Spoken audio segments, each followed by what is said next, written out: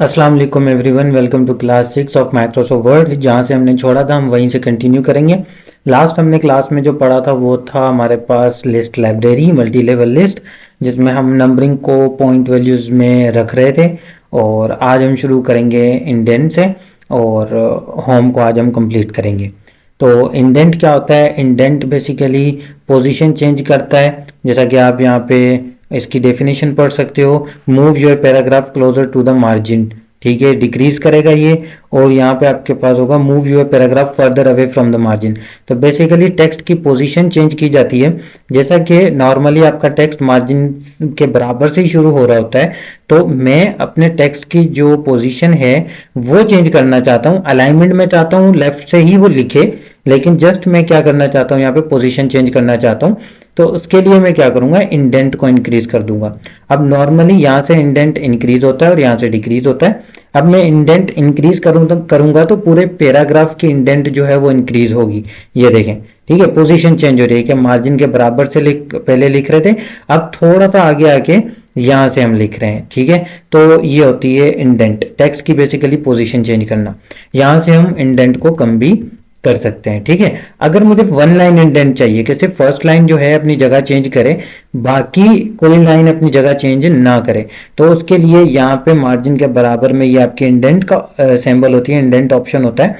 तो इसके टॉप ऊपर वाले पार्ट को आप मूव करोगे तो सिर्फ वन लाइन इंडेंट होगी, बाकी चेंज नहीं होगी। तो इसको कहते हैं इंडेंट। उसके बाद आपके पास आती है लाइन स्पेसिंग। लाइन स्पेसिंग में क्या होता है, जब आप कुछ भी टेक्स्ट लिख रहे हो तो टेक्स्ट आप जब सिलेक्ट करते हो तो सिलेक्ट करके फॉर एग्जांपल इन लाइंस के बीच में मुझे जगह खाली छोड़नी है, इन लाइंस के बीच में जगह खाली छोड़नी है, तो उसके लिए मैं लाइन स्पेसिंग इस्तेमाल करूंगा। 1.0 नॉर्मल होती है और उससे ज़्यादा हम दे सकते हैं 3.0 तक, यहाँ तक, लेकिन इससे भी ज़्यादा हम दे सकते हैं जब हम लाइन स्पेसिंग ऑप्शंस में आते हैं। तो यहाँ पे हमारे पास पैराग्राफ का जो डायलॉग बॉक्स ओपन होता है, यहाँ पे लाइन स्पेसिंग है या इस साइड पे, तो उसको मल्टीपल करके और जितनी हम लाइन स्पेसिंग देना चाहते हैं दे सकते हैं। जैसे मैंने 11.5 दी, ओके किया, तो उतनी लाइन स्पेसिंग हमारे टेक्स्ट के दरमियान में लाइन में आ गई। ठीक है, और उसके अलावा अगर मुझे नॉर्मल करनी है, दोबारा मैं लाइन स्पेसिंग में आके 1.0 1.15 रख सकता हूँ, जो भी मैं रखना चाहता हूँ। उसके अलावा लाइन स्पेसिंग ऑप्शंस के नीचे हमारे पास होते हैं before paragraph and after paragraph. तो इनमें क्या होता है कि remove space after paragraph, paragraph के बाद की स्पेसिंग और पैराग्राफ से पहले की स्पेसिंग जो है हम कम ज़्यादा कर सकते हैं। ठीक है, तो जैसा कि आप देखेंगे यहाँ पे पैराग्राफ एंड हो रहा है इस यहाँ पे नीचे, तो स्पेसिंग आ गई, और यहाँ पे पैराग्राफ एंड हो रहा है, फिर यहाँ पे पैराग्राफ एंड हो रहा है, तो आफ्टर स्पेसिंग जो है वो थोड़ी बहुत दी गई है, तो वो हमें शो हो रही है। लेकिन मैं खत्म करना चाहता हूँ तो जस्ट मैं सिलेक्ट करूंगा जितने भी पैराग्राफ में मुझे खत्म करनी है, और line spacing option, remove space after paragraph, तो आफ्टर पैराग्राफ हट जाएगी। अगर मुझे देनी है तो दोबारा मैं यहीं से ऐड कर सकता हूँ। ठीक है, और बिफोर पैराग्राफ दूंगा तो पैराग्राफ के पहले की स्पेसिंग आ जाएगी, तो वो हम यहाँ से चेंज कर सकते हैं। ठीक है, उसके बाद यहाँ पे आपके पास right to left, left to right के ऑप्शंस होते हैं। इनका काम क्या होता है, बिल्कुल पूरे डायरेक्शन चेंज करना, पूरे वर्ड सेटिंग की डायरेक्शन चेंज करना। यहाँ से तो सिर्फ आप टेक्स्ट की डायरेक्शन चेंज करते हो कि राइट से लिखना है, लेकिन जब आप यहाँ से इंडेंट देते हो तो इंडेंट से पूरी जो वर्ड की सेटिंग्स होती है वो राइट टू लेफ्ट या लेफ्ट टू राइट आ जाती है। ठीक है, जैसा कि देखिए, अगर मैंने यहाँ पे नंबरिंग लिखी और नंबरिंग में मैंने यहाँ पे कुछ भी लिखा, ठीक है, और ये जो ऑप्शंस हैं, नंबर्स हैं, अगर मैं नॉर्मली इनको सिलेक्ट करके यहाँ से राइट डायरेक्शन दूं तो नंबर स्टिल जो है वो इंग्लिश फॉर्म में लेफ्ट से शुरू हो रहे हैं, लेकिन जब हम राइट टू लेफ्ट पे क्लिक करेंगे तो नंबरिंग जो है वो राइट टू लेफ्ट फॉर्म में आएगी और अपनी डायरेक्शन को चेंज कर देगी। तो ये जो होता है राइट टू लेफ्ट का काम होता है यहाँ पे। ठीक है, तो आप यहाँ से चेंज कर सकते हो। उसके अलावा यहाँ पे शेडिंग का ऑप्शन है। शेडिंग क्या होता है, टेक्स्ट का बैकग्राउंड कलर, डेफिनेशन इसकी आप यहाँ पे पढ़ सकते हो। Change the colour behind the selected text, paragraph और टेबल, टेबल के पीछे का या टेक्स्ट के पीछे का जो कलर होता है वो हम यहाँ से चेंज कर सकते हैं। फॉर एग्जाम्पल, अगर मैंने इन दो पैराग्राफ्स को सिलेक्ट किया और इनके बैकग्राउंड टेक्स्ट कलर मुझे देना है, तो सिलेक्ट करने के बाद शेडिंग पे आऊंगा मैं।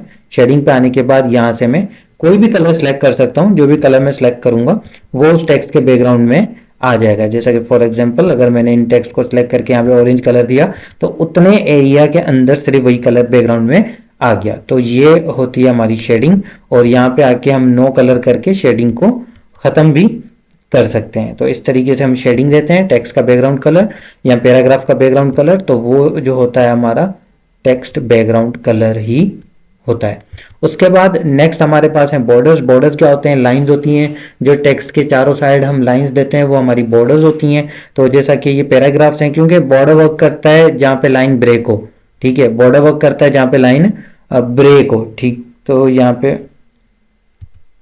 ठीक है, तो बॉर्डर वहां वर्क करता है जहां पे लाइन ब्रेक हो। तो यहाँ पे इंटर इस्तेमाल किया गया है, फिर यहाँ पे इंटर इस्तेमाल किया गया है, फिर यहाँ पे इंटर इस्तेमाल किया गया है। तो मैं सिलेक्शन देता हूँ, ये भी सिलेक्शन के बेस पे ही आता है, और जहाँ पे इंटर इस्तेमाल किया हुआ होगा वहां पे बॉर्डर शो होगी, ठीक। अब यहाँ पे हमारे पास दो टाइप्स की बॉर्डर होती हैं, ठीक। सबसे पहले बॉटम। बॉटम क्या होती है? सिलेक्शन के मुताबिक जो हमने सिलेक्शन दी, उस सिलेक्शन के मुताबिक जो एंड लाइन होती है वो आपकी बॉटम बॉर्डर होती है,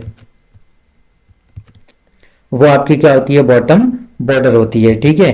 तो बॉटम बॉर्डर सिलेक्शन के मुताबिक एंड लाइन की, आप देखें लाइन आ गई है, तो ये बॉर्डर होती है, सही, बॉर्डर।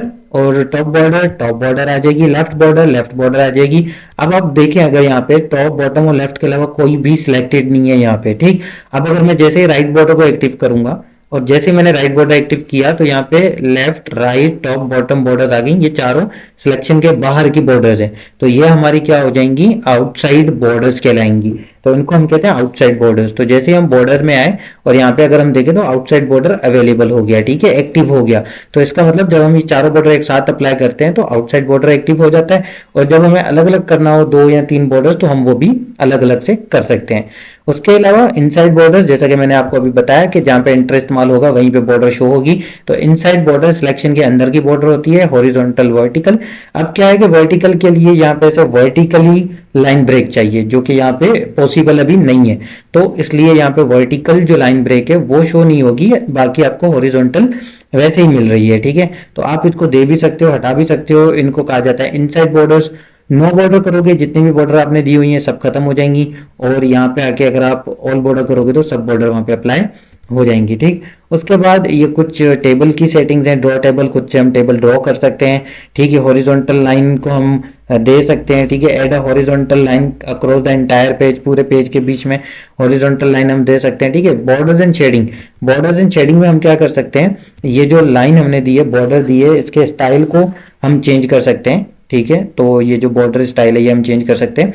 जैसे ही हम बॉर्डर्स एंड शेडिंग में आए, यहाँ से हम अपनी मर्जी का स्टाइल सेलेक्ट करेंगे, कलर में जाके हम अपनी मर्जी का कलर देंगे बॉर्डर को, और यहाँ से हम बॉर्डर का साइज सेलेक्ट करेंगे, ठीक है। उसके बाद अभी मैं ओके करूंगा तो ये अप्लाई नहीं होगी, क्यों? क्योंकि यहाँ पे मैंने इनको सिलेक्ट करके वापस से अप्लाई नहीं किया। री अप्लाई करना बहुत जरूरी है। प्रीव्यू में जब री अप्लाई होगा तभी ये हमें वहां पे शो होंगे। पैराग्राफ बॉर्डर्स है, मैंने अपनी तरफ से बॉर्डर्स दी, और यहाँ पे भी कुछ सेटिंग्स हैं। शेडो बॉक्स 3D जो पहले से बने हुए, हम यहाँ से भी क्लिक करके स्टाइल्स में दे सकते हैं, और जैसे ही मैंने ओके किया तो हमारी जो बॉर्डर थी वो चेंज हो गई, अगर आप देखें तो, ठीक है। उसके अलावा जैसा कि देखो, अगर मैं यहाँ पे क्लिक करता हूँ तो ये पूरे पैराग्राफ की बॉर्डर है। फिर यहाँ पे क्लिक करता हूँ तो इंटर से पैराग्राफ, जो सेंटेंस पूरा पैराग्राफ है वो टूट जाता है। तो यहाँ पे पैराग्राफ टूट गया। अब मैं चाहता हूँ टेक्स्ट बाय टेक्स्ट बॉर्डर आए, तो उसके लिए मैं क्या करूंगा? उसके लिए सेम तरीके से मैं आऊंगा दोबारा से यहाँ पे बॉर्डर शेडिंग्स में, बॉर्डर में जाके वही अपने हिसाब से जो भी सेटिंग्स है मैं दूंगा, और पैराग्राफ में जाके टेक्स्ट कर दूंगा। और जैसे ही मैं इसको टेक्स्ट कर दूंगा तो हमारी जो बॉर्डर है वो टेक्स्ट पे भी अप्लाई होगी। जैसा कि आप देखो, ये पैराग्राफ बॉर्डर हो गई ये वाली, और ये जो है आपकी टेक्स्ट बॉर्डर हो गई, ठीक है।